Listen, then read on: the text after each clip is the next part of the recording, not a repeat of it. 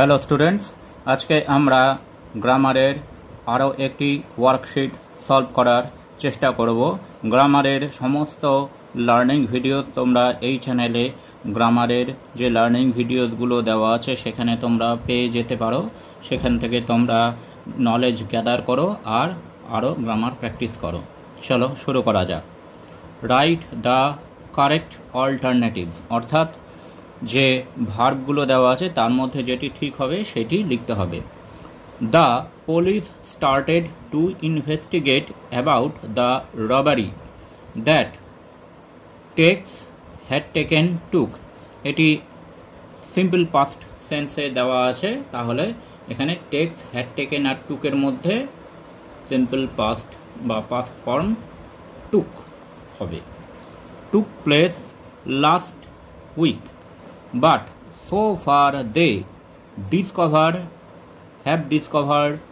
had discovered nothing. এখন so far এখনো পর্যন্ত তারা কিছু খুঁজে পায়নি, অর্থাৎ প্রেজেন্ট পারফেক্ট সেন্স এখানে আসছে, তাহলে have discovered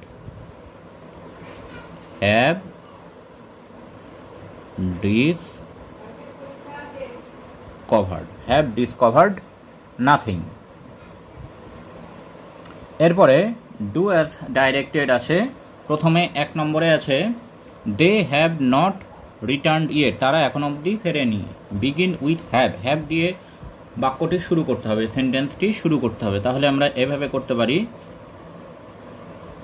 have they not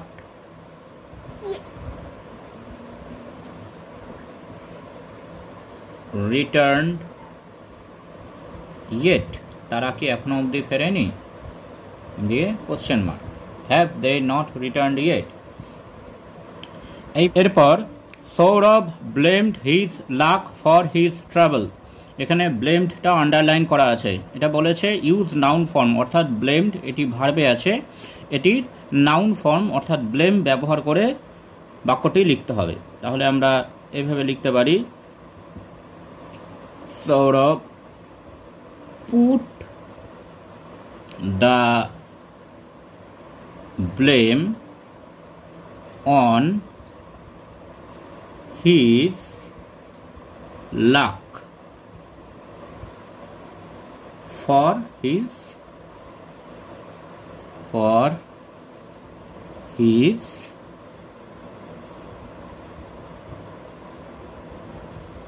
troubles. Saurabh put the blame on his luck for his troubles. এভাবে এটা ব্লেমের নাউন ফর্ম দিয়ে লেখা গেল। এবার 3 নম্বরে আছে my friend asked me to follow him. আমার বন্ধু আমাকে বলল তাকে ফলো করার জন্য। এটা হচ্ছে চেঞ্জ দ্য ভয়েস চেঞ্জ করতে হবে। তাহলে এখানে অবজেক্ট হচ্ছে মাই ফ্রেন্ড আস্কড মিটা হচ্ছে অবজেক্ট, তাহলে এটা আই হয়ে যাবে।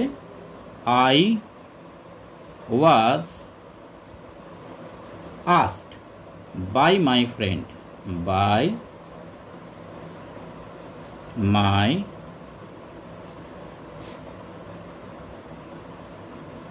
I was asked by my friend to follow him. তারপরে 4 নম্বরে he could not participate because he was ill. সে পার্টিসিপেট করতে পারেনি কারণ অসুস্থ। মেক ইট সিম্পল, এটি সিম্পল সেন্টেন্সে পরিণত করতে হবে। তাহলে আমরা সিম্পল সেন্টেন্সে পরিণত করার সময় জন্য এটি এইভাবে করতে পারি, হি could not participate due to his